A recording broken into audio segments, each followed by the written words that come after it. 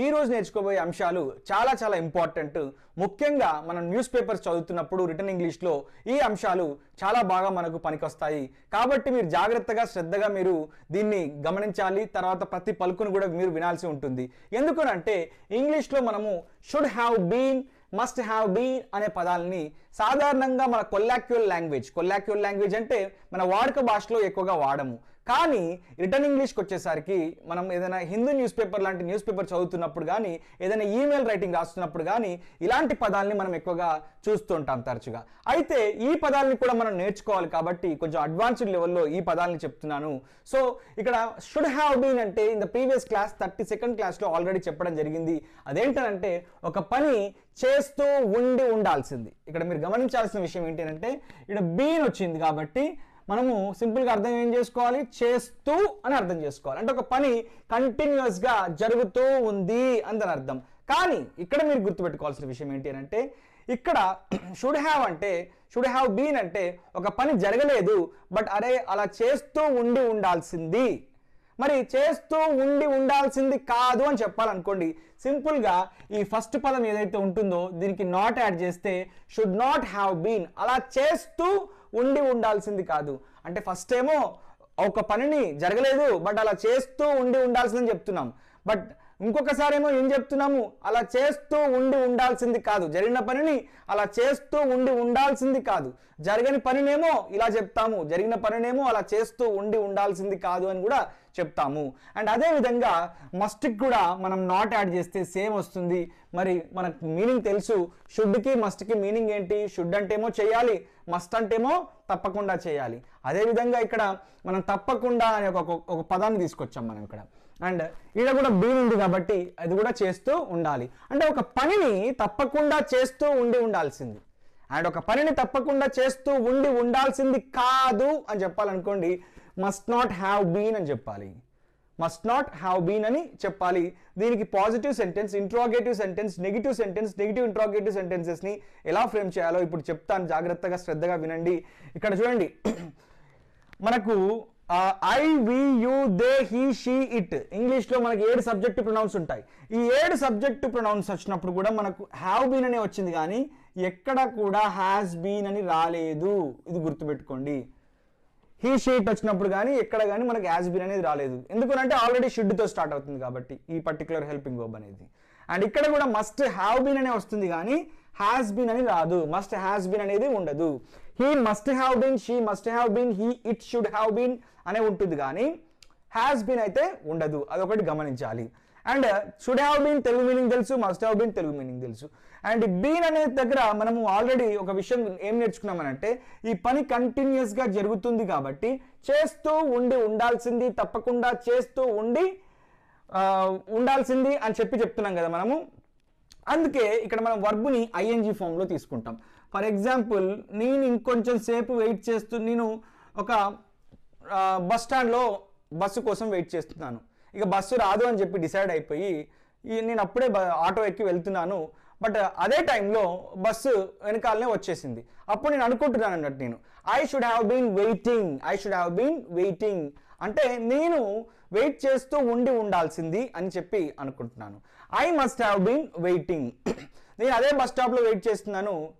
నాకు చిన్ననాటి ఒక ఫ్రెండ్ ఉన్నాడు, వాడు నన్ను మీట్ అవ్వడానికి వస్తున్నాడు అన్నట్టు. సో నేను అక్కడ మీట్ అవ్వకుండానే వెళ్ళిపోతున్నాను. బట్ నేను అక్కడ తప్పకుండా వెయిట్ చేస్తూ ఉండాల్సిందని చెప్పాలనుకోండి, I must have been waiting there అని చెప్తుంటాం. ఇంకా మీకు కొన్ని ఎగ్జాంపుల్స్ క్లియర్గా ఇస్తే అర్థమవుతుంది. మీరు గుర్తుపెట్టుకోవాల్సిన విషయం ఏంటి అని అంటే ఈ I, we, you, they, he, she, it అనే సబ్జెక్టివ్ ప్రొనౌన్స్ అన్నింటికీ కూడా ఈ షుడ్ హ్యావ్ బీన్ ని, మస్ట్ హ్యావ్ బీన్ ని మనం కామన్గా యూజ్ చేస్తాము. We should have been learning English. అని అంటే మనం ఇంగ్లీష్ నేర్చుకుంటూ లేము, కానీ ఇంగ్లీష్ నేర్చుకుంటూ ఉండాల్సింది అని చెప్తున్నాను అన్నట్టు. ఇంగ్లీష్ నేర్చుకుంటూ ఉండాల్సింది, బట్ ఆ పని జరగలేదు. Right, we should have been learning English అంటే మనము ఇంగ్లీష్ నేర్చుకుంటూ ఉండాల్సింది. దీనికే ఇన్ ప్లేస్ ఆఫ్ షుడ్ని మనం మస్ట్ని తీసుకొచ్చాం అనుకోండి. ఇక్కడ మనం సింపుల్గా మస్ట్ని తీసుకొచ్చాము. ఇక్కడ అప్పుడు ఏమవుతుంది, we must have been learning English అవుతుంది. We must have been learning English అంటే ఏంటిదని అర్థం అక్కడ? మరి మనం ఇంగ్లీష్ తప్పకుండా నేర్చుకుంటూ ఉండాల్సింది అని దాని అర్థం వస్తుంది. సో మీరు ఏదైనా సరే ఇక్కడ ING form of the verb కాబట్టి మీరు మనం ఏం చేస్తున్నాము, మనము ఇలా లెర్నింగ్, ప్లేయింగ్, వర్కింగ్, లీడింగ్ ఇలా మనం వాడుతూ ఉంటాం అన్నట్టు. సో కాబట్టి మనం ఇప్పుడు గుర్తుపెట్టుకోవాల్సిన విషయం ఏంటి, ఇక్కడ ఈ షుడ్ హ్యావ్ బీన్ అని వచ్చిన దగ్గర, మస్ట్ హ్యావ్ బీన్ అని వచ్చిన దగ్గర యాక్టివ్ వాయిస్లో మనం ఐఎన్జీ ఫార్మ్ ఆఫ్ ద వర్బ్ను యూజ్ చేస్తాము. మరి కొన్నిసార్లు మీరు past participle form of the వర్బ్ని కూడా చూస్తారు. మరి past participle form of the వర్బ్ని చూసినప్పుడు మీరు కన్ఫ్యూజ్ అవ్వద్దు. దీన్ని ప్యాసివ్ వాయిస్ అంటాము, దీన్ని రిటర్న్ ఇంగ్లీష్లో కూడా మనం యూజ్ చేస్తాము, అండ్ స్పోకెన్ ఇంగ్లీష్లో కూడా యూజ్ చేస్తాము అడ్వాన్స్డ్ లెవెల్లో. కాకపోతే మీరు ఇంకా కొన్ని రోజులు ఆగితే at the fag end of this course I will be teaching all these things అన్నట్టు. మళ్ళీ ఒకసారి చెప్తాను, ఈ కోర్సులోనే మళ్ళీ చెప్తాను. ఇప్పుడు మీకు కొన్ని ఎగ్జాంపుల్స్ ఇచ్చి దాన్ని పాజిటివ్, ఇంట్రాగేటివ్, నెగిటివ్ ఇంట్రాగేటివ్ సెంటెన్సెస్ని ఎలా ఫ్రేమ్ చేయాలో చెప్తాను. ఇక్కడ చూడండి, కొన్ని ఎగ్జాంపుల్స్ ఇచ్చాను మీకు ఈజీగా అర్థం అవడం కోసము. He should have been helping his parents అంటే మనకు క్లియర్గా అర్థం అవ్వాల్సిన విషయం ఏంటి అంటే, షుడ్ హ్యావ్ బీన్ వచ్చినప్పుడు మనము వర్బ్ని ఐఎన్జీ ఫామ్లో యూజ్ చేయాలని చెప్పి ఇప్పుడే నేర్చుకున్నాం. అదేవిధంగా హీ వచ్చినప్పటికి కూడా మనము షుడ్ వచ్చింది కాబట్టి మనం ఆల్రెడీ హ్యావ్ బీన్నే యూజ్ చేయాలి కానీ హ్యాస్ బీన్ని యూజ్ చేయొద్దు అనే విషయాన్ని కూడా నేర్చుకున్నాం. అంటే I, we, you, they, he, she, it ఏ సబ్జెక్టివ్ ప్రొనౌన్ ఉన్నా కానీ మనం హ్యావ్ బీన్నే యూజ్ చేయాలి. He should have been helping his parents అని అంటే, షుడ్ హ్యావ్ బీన్ అంటే ఏంటి, ఒక పనిని చేస్తూ ఉండాల్సింది. మరి హెల్పింగ్ అంటే సహాయం చేస్తూ, అంటే ఒక పని అంటే ఇక్కడ ఆ సహాయం చేస్తూ అనేది వస్తుంది. సింపుల్గా అతడు తన తల్లిదండ్రులకు సహాయం చేస్తూ ఉండాల్సింది. సింపుల్గా అతను చేస్తూ ఉండాల్సింది కాదంటే నాట్ యాడ్ చేస్తే సరిపోతుంది. షుడ్ నాట్ హ్యావ్ బీన్ అంటే సరిపోతుంది. ఇంకొక ఎగ్జాంపుల్ తీసుకుందాం. It should have been working by this time.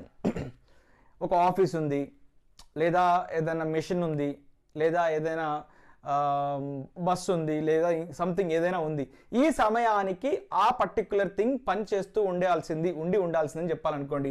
By this time అని అంటే ఈ సమయానికి అందని అర్థం. సో అది ఈ సమయానికి పని చేస్తూ ఉండాల్సింది అందని అర్థం. అది ఈ సమయానికి పని చేస్తూ ఉండాల్సింది కాదు అని అంటే ఇక్కడ సింపుల్గా షుడ్కి నాట్ యాడ్ చేస్తే సరిపోతుంది. ఈ విషయం కూడా తెలుసు. And they should have been earning money by this time. They should have been earning money by this time అని అంటే వారు ఈ సమయానికే డబ్బులు సంపాదిస్తూ ఉండాల్సింది. అంటే కొంతమంది పెద్దవాళ్ళు, కొంతమంది అన్ఎంప్లాయిడ్ యూత్ గాలిగా తిరుగుతున్నప్పుడు వారు ఈ టైంకే డబ్బు సంపాదిస్తూ ఉండాల్సింది కానీ ఇంకా అల్లరి చిల్లరగా తిరుగుతుంటారు అని అంటారు కదా, అప్పుడు చెప్పాలన్నట్టు. వారు ఈ సమయానికే డబ్బు సంపాదిస్తూ ఉండాల్సింది. బై దిస్ టైం అనేది ఈ సమయానికే, ఇప్పటి వరకే, ఇప్పటికే అని దాని అర్థం. She should have been continuing her studies. ఆమె పెళ్లి చేసుకోగానే చదువును ఆపేసింది, కానీ ఆమె పెళ్లి చేసుకున్న తర్వాత కూడా తన చదువుని, హయ్యర్ స్టడీస్ని కంటిన్యూ చేస్తూ ఉండాల్సిందని చెప్పాలనుకోండి. ఇలా చెప్తాం, ఆమె తన చదువుని కొనసాగిస్తూ ఉండాల్సింది. అంటే పెళ్లి తర్వాత కూడా అని చెప్పాలనుకోండి. Even after her marriage she should have been continuing her studies. అంటే పెళ్లి తర్వాత కూడా ఆమె కంటిన్యూ చేస్తూ ఉండాల్సిందని దాని అర్థం. ఇప్పటి వరకు మనము షుడ్ హ్యావ్ బీన్తో నేర్చుకున్నాం కదా. ఈ షుడ్ హ్యావ్ బీన్ ప్లేస్లో సింపుల్గా మీరు మస్ట్ హ్యావ్ బీన్ పెట్టారనుకోండి. మస్ట్ అంటే ఏంటి, తప్పకుండా చేస్తూ ఉండాల్సింది.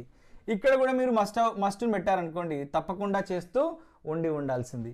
ఇక్కడ కూడా మీరు మస్ట్ని పెట్టారనుకోండి, ఇక్కడ కూడా తప్పకుండా చేస్తూ ఉండాల్సింది. ఇది కూడా తప్పకుండా చేస్తూ ఉండాల్సింది.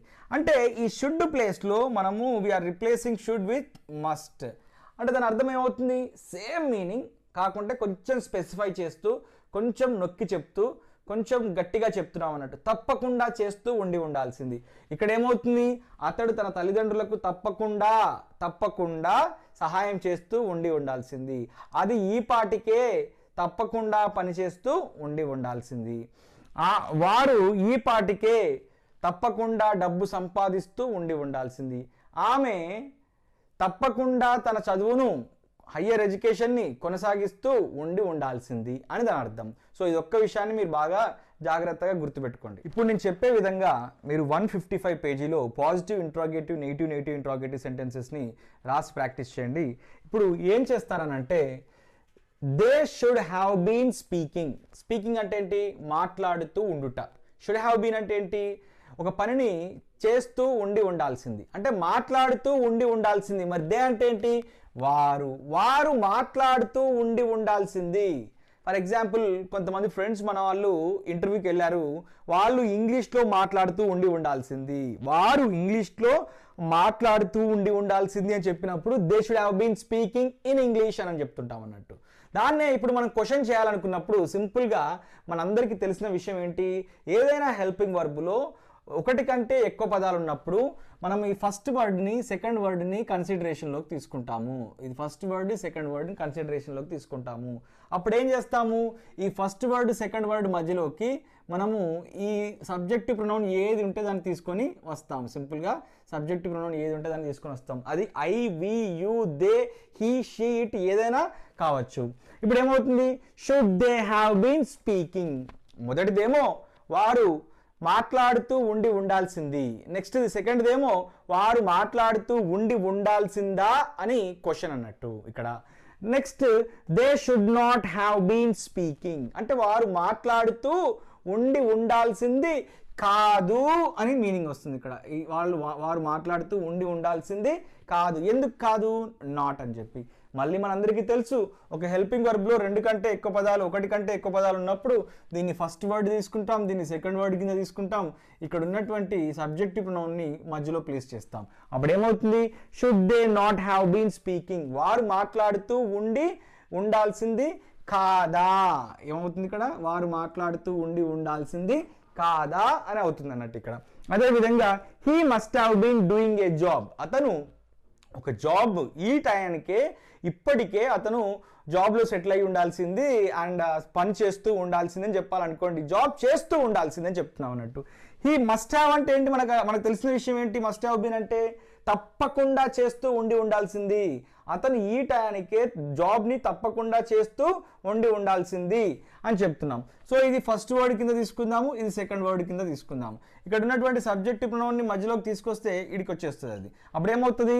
Must he have been doing a job. Interrogative sentence అయింది. అంటే అతను తప్పకుండా జాబ్ చేస్తూ ఉండాల్సింది, అతను తప్పకుండా జాబ్ చేస్తూ ఉండాల్సిందా అని అవుతుంది.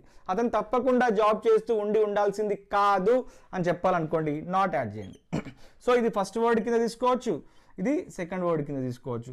ఈ హీ అనేదాన్ని ఈ ఫస్ట్ వర్డ్ సెకండ్ వర్డ్ ఎప్పుడైనా గుర్తుపెట్టుకోండి. ఇంక ఇది తంబ్ రూల్. ఇది ఏం చేస్తారు? ఫస్ట్ వర్డ్ సెకండ్ వర్డ్ మధ్యలో ఈ సబ్జెక్టివ్ ప్రొనౌన్ ఏది ఉంటుంది రావాలి. మనకి ఇంగ్లీష్లో 7 సబ్జెక్టివ్ ప్రొనౌన్స్ ఉన్నాయి. అవి I, we, you, they, he, she, it. Right. ఇప్పుడు ఏమవుతుంది? మస్ట్, హీ అనేది ఆల్రెడీ మధ్యలోకి వచ్చింది. Must he not have been doing a job by this time, అంటే అతను ఈ టయానికే ఇప్పటికే జాబ్ చేస్తూ ఉండాల్సింది కాదా. కాదు కాదా అని చెప్పి negative sentence, negative interrogative sentence ఇలా వస్తాయి. All the best. Hope you understand well.